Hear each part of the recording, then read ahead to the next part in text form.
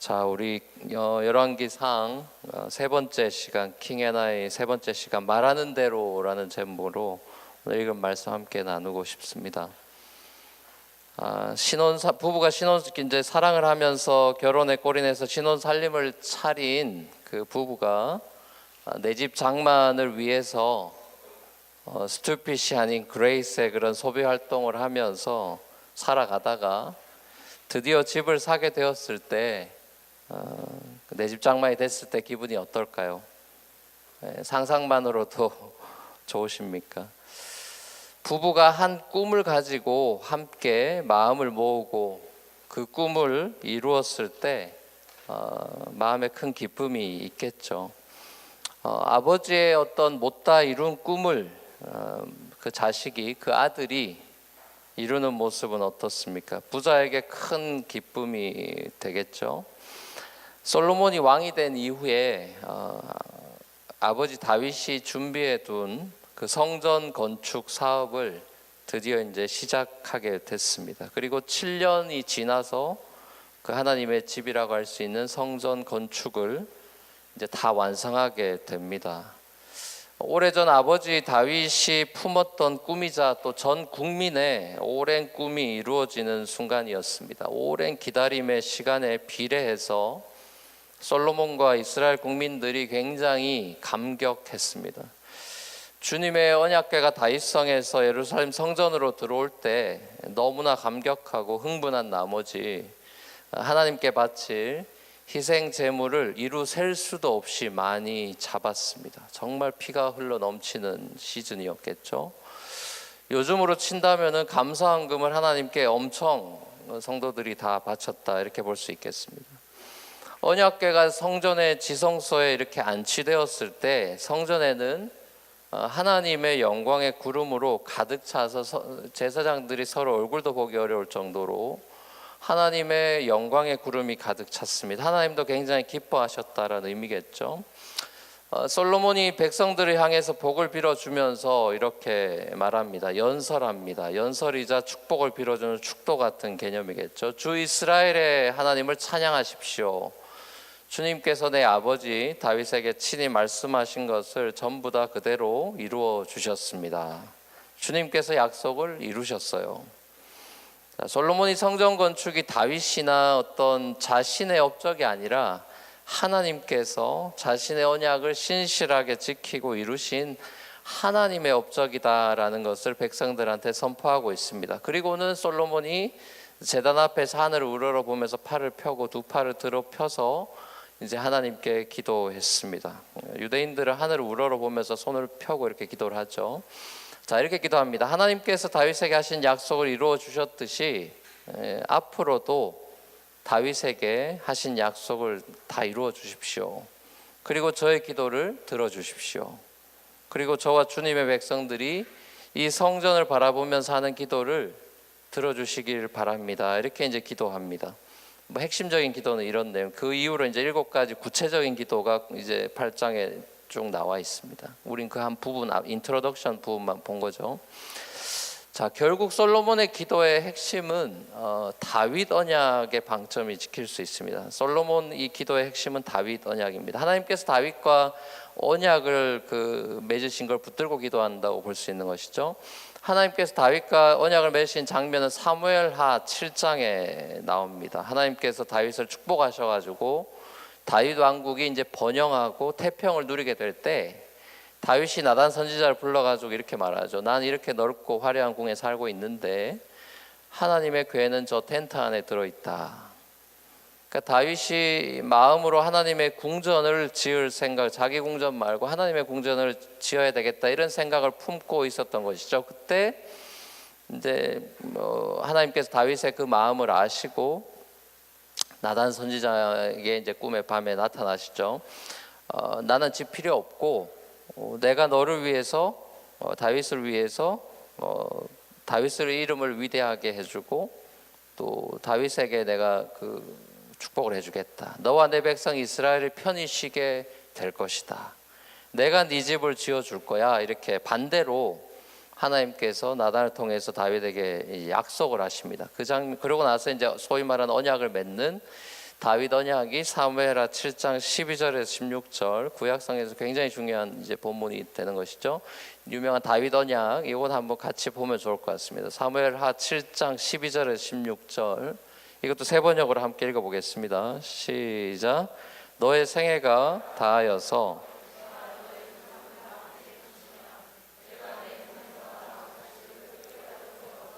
그의 나를 튼튼하게 하겠다. 바로 그가 나 이름을 드러내려고 집을 지을 것이며 나는 그의 나라의 왕위를 영원토록 튼튼하게 하여 주겠다.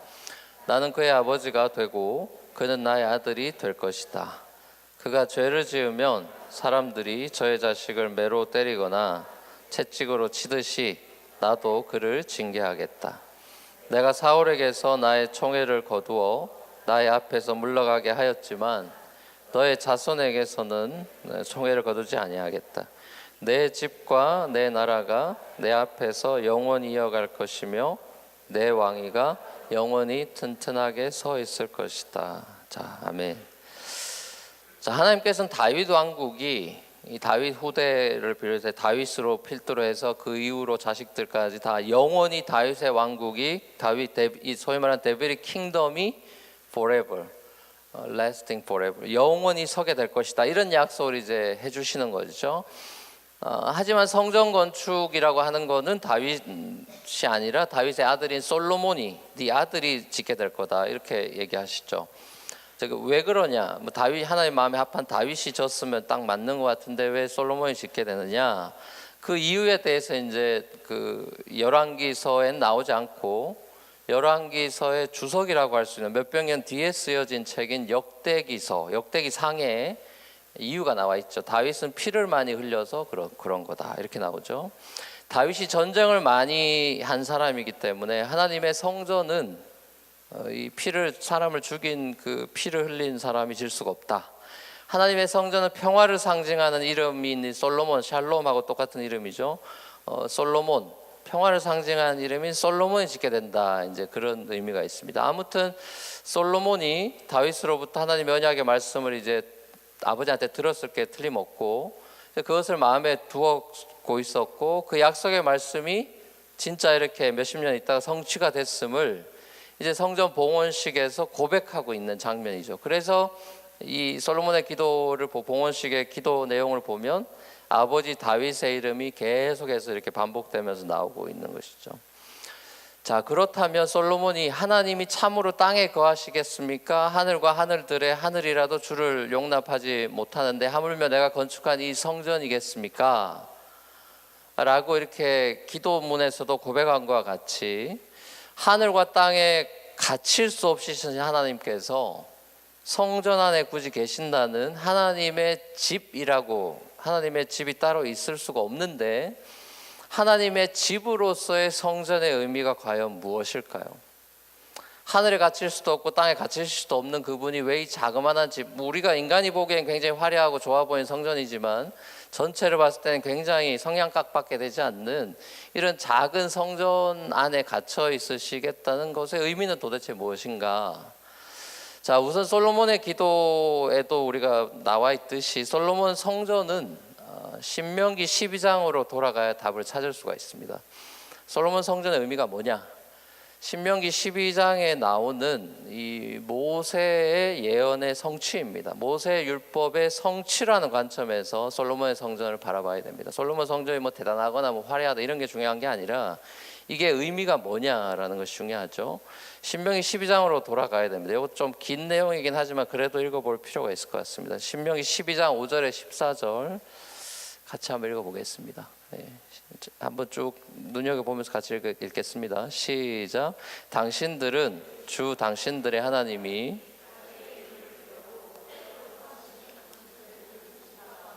택하신 그곳으로 찾아가서 여기 잠깐 스탑할게요.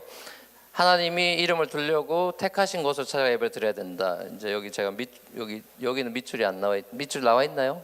밑줄이 나와 있네요. 밑줄 쳐져 있죠. 계속해서 비슷한 내용들이 나오기 때문에 밑줄을 쳐놨습니다. 계속 읽겠습니다. 시작.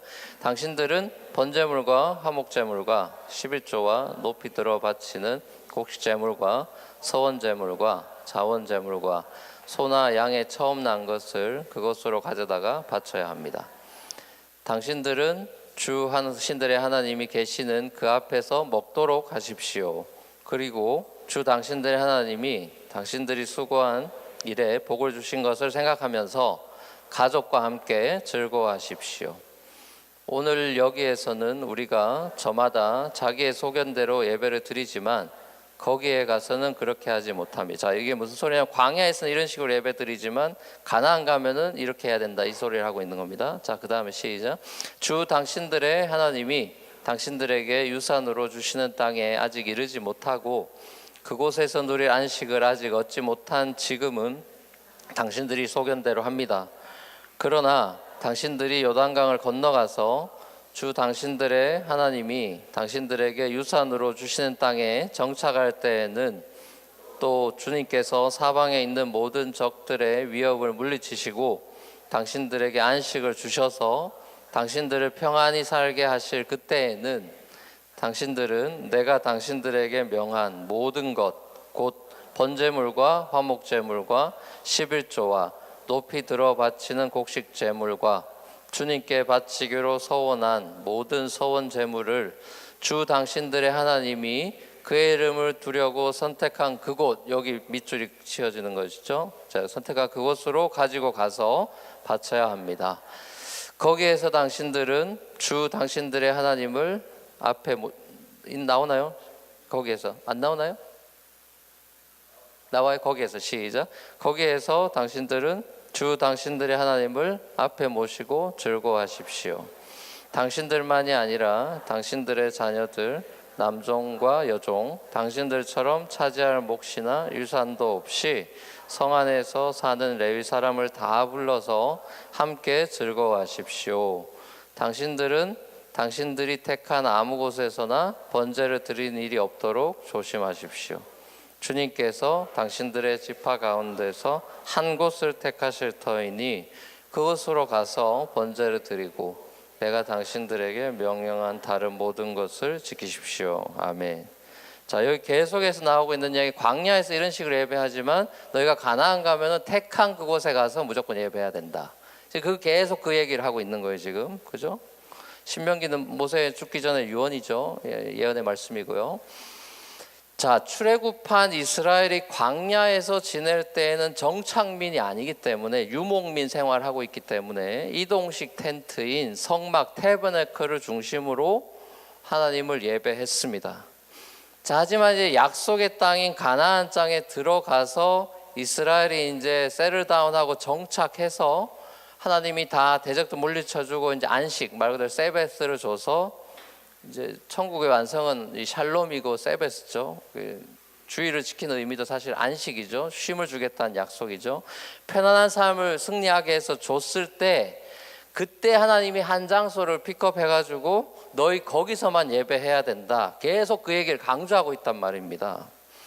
자, 그 강조한 내용이 오늘 이루어졌다는 게 솔로몬 기도의 내용이라고요. 솔로몬이 성전 세우면서 이게 그때 모세가 예언한 그게 완성이 된 거다 지금.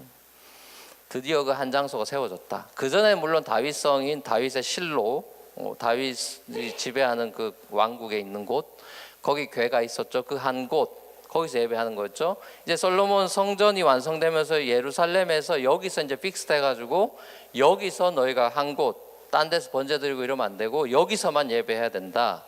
그 얘기가 지금 이루어졌다. 지금 그 소리를 하고 있는 겁니다.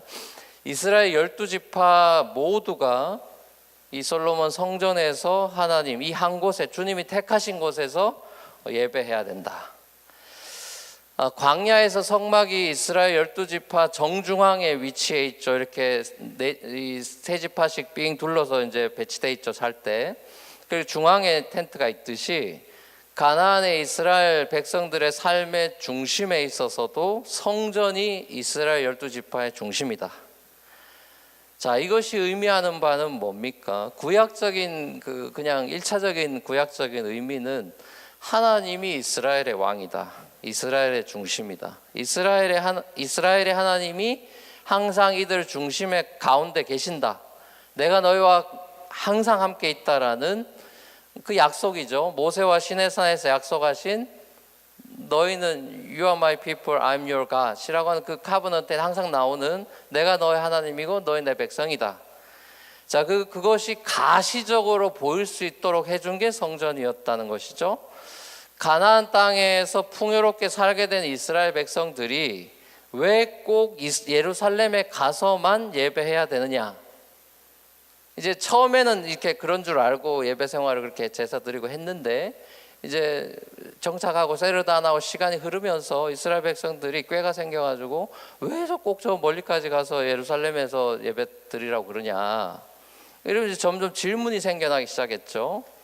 특별히 이제 나중에는 북이스라엘과 남유다로 이제 나라 우리 쭉 앞으로 읽어보면 나오겠습니다. 이제 나라가 분단이 되지 않습니까? 남북으로 우리나라처럼 북이스라엘에 이제 여로보암이라는 왕이 있죠. 북이스라엘의 여로보암 왕이 남유다에 대항하는 그런 어떤 정치적인 이제 남북이 우리나라처럼 남북이 이제 컴피티션 관계, 경쟁 관계가 돼가지고 북이스라엘의 여로보암이라는 왕이 남유다의 정치적으로 대항할 목적으로 북이스라엘 지역에 단이라는 곳 장소와 베델이라는 장소에 생추어리 성소를 만들어 버렸습니다. 종교적인 걸 이용한 것이죠. 자기의 왕권을 강화하기 위해서. 자, 이것이 하나님 보시기에 큰 죄악이 됐습니다. 그래서 이후로 모든 여로보암 이후로 모든 북이스라엘 왕들은 이제 우리가 열왕기상하 읽어보면 쭉 이제 앞으로 보겠습니다만 여로보암의 길로 행했다. 여로보암의 길을 팔로우했다. 이런 평가를 받으면 전부 정죄를 받는 사람들이 되죠. 나쁜 왕, 소위 말하는 악한 왕들이 되는 겁니다. 악한 왕의 특징은 정치를 잘못한 사람들이 아니고 여로보암의 길로 행했다. 이러면 이제 최악의 평가를 받는 왕이 되는 것이죠. 이제 열왕기상하에 계속 그 얘기 나올 겁니다. 여러분 읽어보시면 북이스라엘 왕 중에 정치를 잘하고 뭐 경제적으로 부흥시켰던 왕들도 있는데 이 양반들도 다 악한 왕이라는 평가를 받았다 그러면 100% 여로보암의 길로 행했다 이런 평가가 붙습니다. 정치 잘했다, 경제 부흥시켰다는 얘기는 없어요. 그 왕이 뭐 이런 식으로 정치를 잘했다니 괜찮은 왕이었다 이런 평가는 전혀 없고 오로지 기준은 여로보암의 길로 행했냐 아니냐 이렇게 평가가 납니다. 열왕기서의 기자의 평가는 신명기적인 관점에서 첫 시간에 얘기를 했죠. 열왕기서를 역사를 쓴 사람의 평가는 신명기적인 관점에서 하나님의 계명을 왕들이 지켰냐 안 지켰냐 그거 하나로만 순종이냐 불순종이냐 그거 하나로만 평가합니다.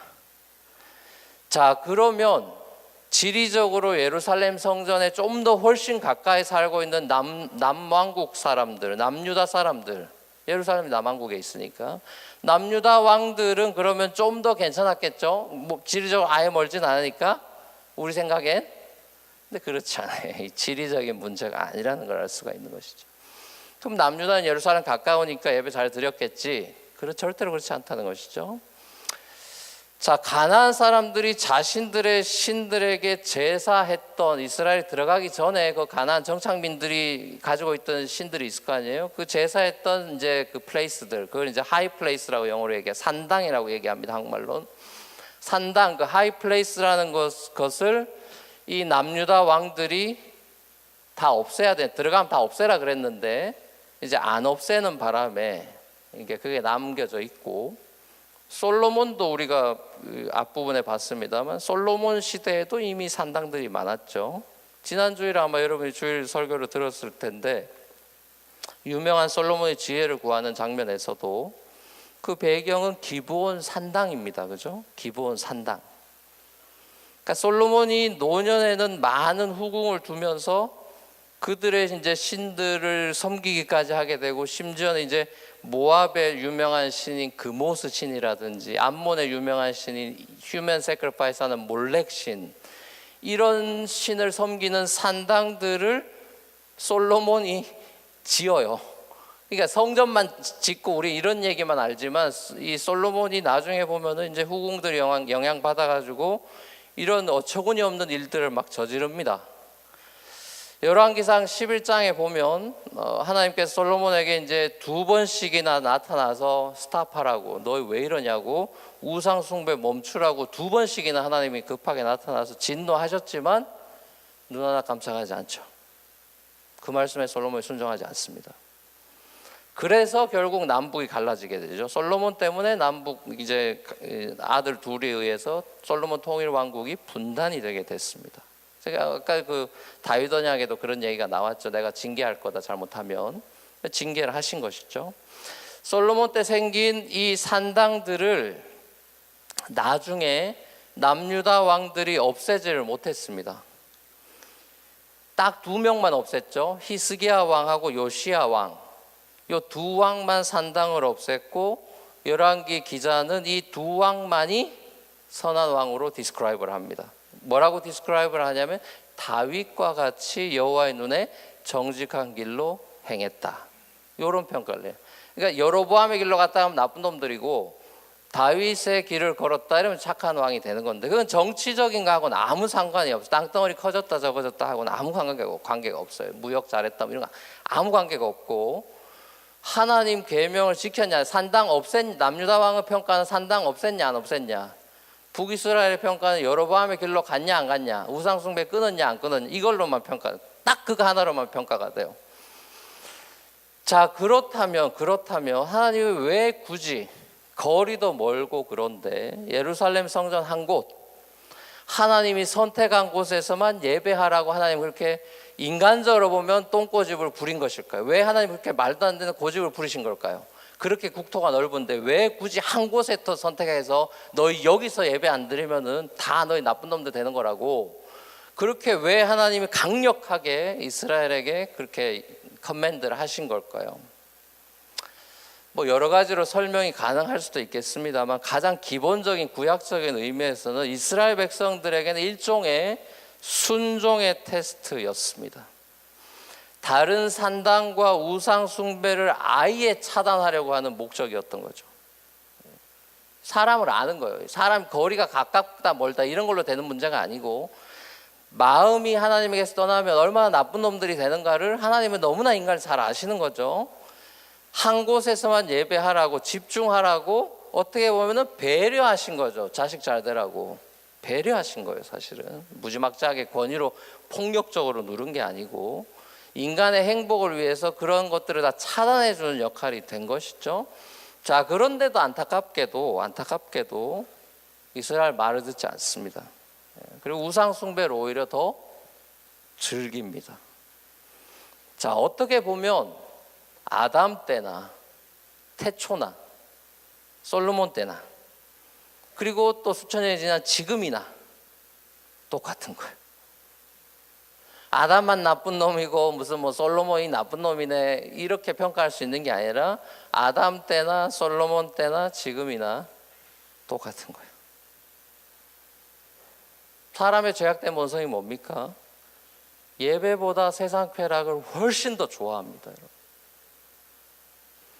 하나님을 예배, 한 곳에 와서 예배 드려라. 이 예배 그거 별거 아닌 것 같고, 예배하면 되는 건데 그거 별거 아닌 것 같은데 그걸 인조하지 못하고 세상 쾌락이 훨씬 더 재밌고 매력적으로 인간에게는 다가온다는 사실이죠. 1,000마리의 희생 제물로 하나님을 예배했던 솔로몬 왕이 점점 권력자로 변질돼서 하나님을 두려워하지 않게 되었을 때, 2번씩이나 이놈 이러지 말라고 회초리를 들어도 정신 못 차리는 우상 숭배자로 전락해버리고 말았을 때, 하나님을 믿지 않는 그런 불신자들이야 뭐 말할 필요도 없는 거죠. 한때 잘 나가던 일천 번제자도 이렇게 돼버리는 마당에 하나님을 아예 믿지 않는 불신자들이야말로 뭐 말로 할 필요가 없겠죠. 죄의 지배 아래 있는 것이죠. 남들이 볼 때는 괜찮아 보이는 것이죠. 괜찮지 않은 것이죠. 그러니까 우리 조국에 대해서 제가 정말 안타깝게 생각하는 것은 겉은 다 번지를 해요. 뭐 좋은 건 다 있어. 하여튼 가보면 교회도 뭐 저도 교회 투어도 하면서 이렇게 뭐 정말 잘 지어놓은 뭐 이렇게 어떤 분은 바르셀로나에 와 있는 것 같다고 그렇게 잘 지어놓은 교회도 한번 가봤는데 감동이 없었어요.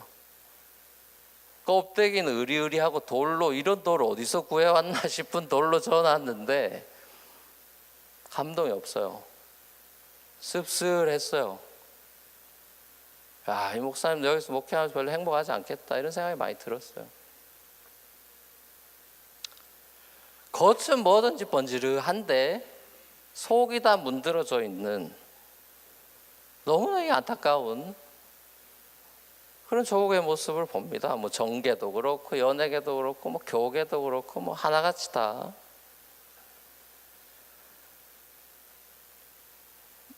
뭐 얼마 전에 촛불 시위하고 어쩌고 뭐 정치 제대로 되는 것 같고 막 그러더니 또 그런 게 아닌 거죠. 그러니까 진보라고 다 괜찮은 게 아닌 거죠. 보수라고 다 꼴통이고 이런 게 아닌 거예요. 그러니까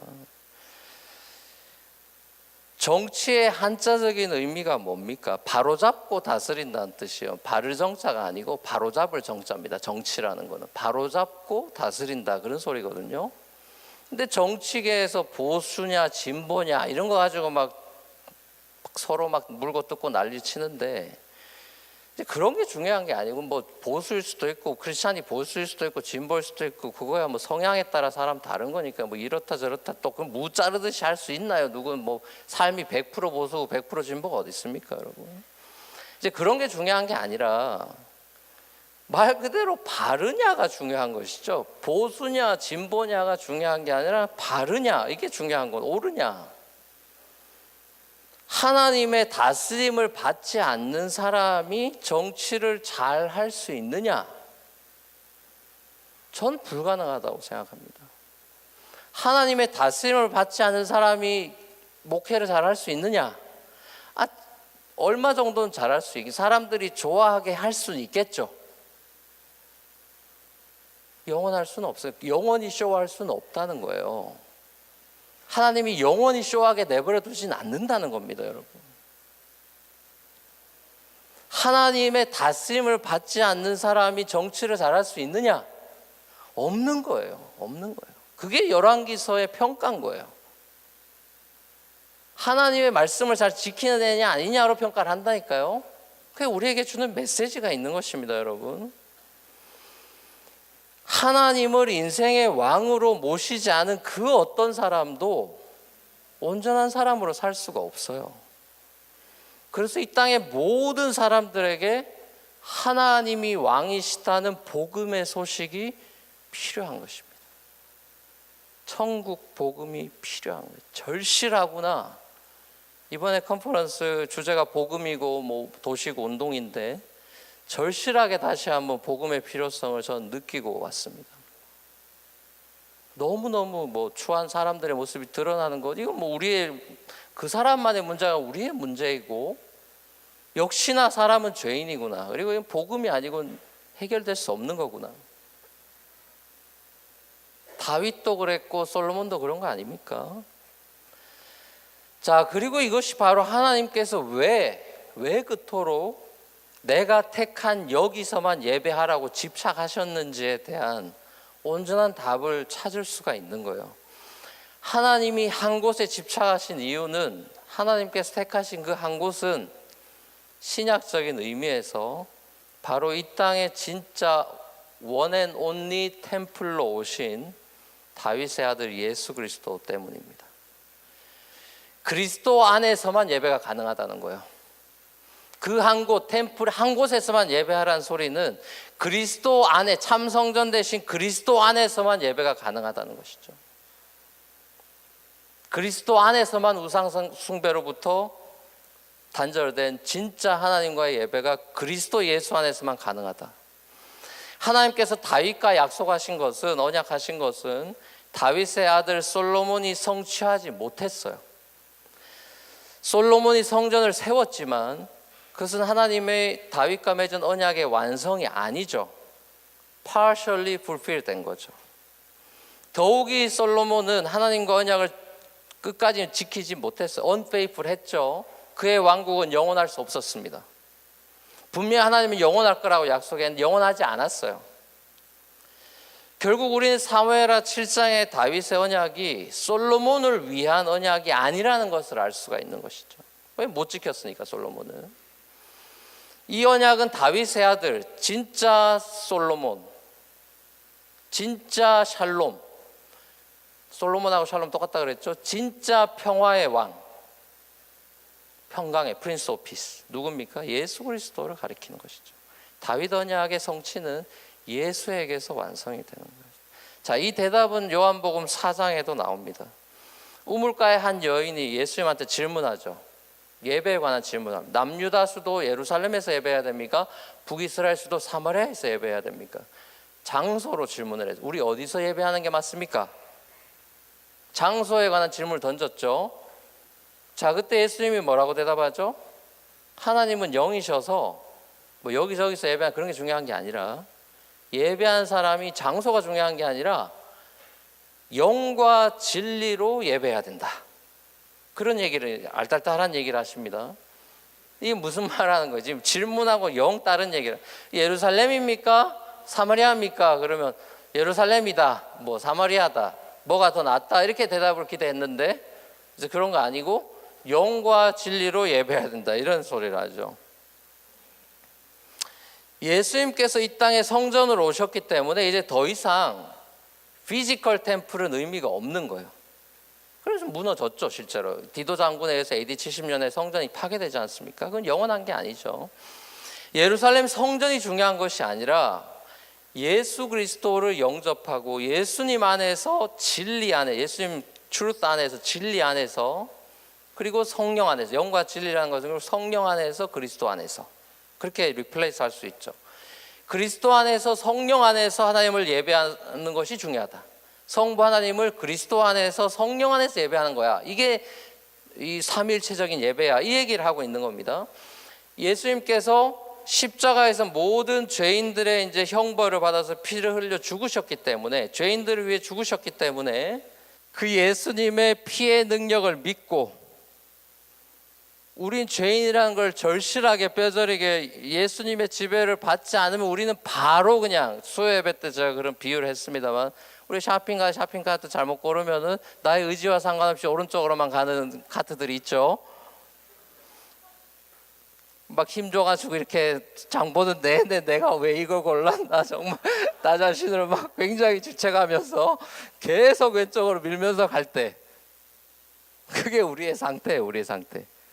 우리는 잠시만 정신줄 놓으면 오른쪽으로 가는, 계속 죄의 길을 선택하는 그런 죄인의 습성이 있는, 어쩔 수 없는 죄인인 저와 여러분들을 구원해 주시고 이 땅에 오셔서 피 흘려 속죄하시고, 넌 안 되지만 나는 된다, 모든 걸 내가 다 이뤘다, 그 예수의 보혈의 능력을 믿고 예수님 안에 거할 때 우리가 다시 성령 안에서 거듭나서 죄와 피 흘리기까지 싸울 수 있다라고 얘기하는 히브리서 12장의 내용이나 사도 바울처럼, 너희가 이미 성령의 저인 걸 알지 못하느냐, 은혜 속에 있으니까 너희가 막 살 수 있느냐, 그럴 수 없다라는 율법주의적인 태도로 죄와 싸우는 것이 아니라 은혜의 복음 안에서 이 피 흘리기까지 죄와 싸울 수 있는, 자, 그런 사람으로 우리가 바뀌었고 하나님 앞에서 보혈을 의지해서 하나님을 예배할 수 있는 사람들이 되었다.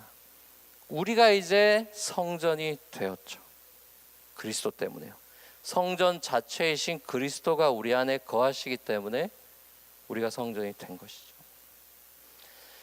솔로몬이 성전을 바라보며 부르짖고 기도할 때 하나님께서 들어주십시오, 모든 사람이 성전 바라보면서 기도할 때 기도 들어주세요, 이런 기도 하잖아요. 이 간구는 저와 여러분들에게는 진짜 성전이신 그리스도만을 바라보며 그리스도 안에서 우리가 기도할 때, 쉽게 말하면 예수님의 이름으로 기도할 때 하나님께서 우리의 기도를 들어달라는 간구와 똑같은 것입니다.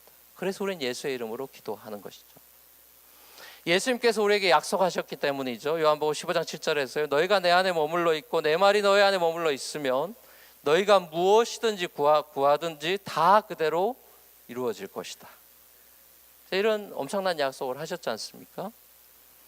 예수의 이름으로 기도할 수 있는 특권을 받았죠. 사랑 우리 뉴프런트 교회 성도 여러분, 우리의 소망은 우리 자신의 열심이나 우리의 믿음이나 내 신앙의 경륜이나 연륜이나 이런 게 있지 않아요. 그런 사람이 페일하고 그런 사람이 엉뚱한 짓 합니다. 여러분. 남이 우러러보고 괜찮아 보이는 사람들은 위험한 사람들이죠. 본인이 괜찮은 사람인 줄 착각하는 사람은 굉장히 위험한 사람이죠. 우리의 소망은 우리 자신에게 있지 않아요. 언약을 지키시고 이루시고야 마시는 그 언약의 하나님 아버지와 그 언약을 자신의 십자가 죽음으로서라도 이루어내시고야 마시는 그리스도와 그 예수님의 보혈을 우리의 마음에 날마다 뿌려서 그리스도의 이름으로 기도하게 하시고 그리스도의 이름으로 그리스도 안에서 하나님을 예배하며 하나님을 영화롭게 하는 삶을 살아갈 수 있도록 인도하고 계시는 성령 하나님께, 우리는 성부, 성자, 성령 하나님께 우리의 소망이 있는 것이죠. 언약을 늘 배반하고 하나님보다 우상을 더 좋아하고 섬기는 그런 죄인된 저와 여러분들을 구원해 주신 우리 주 예수 그리스도의 그 은혜의 복음만을 붙들고 자랑하고 왕 대신 주님만을 찬양하며 예배하는 저와 여러분들 될 수 있기를 주 예수 그리스도를 간절히 축원합니다.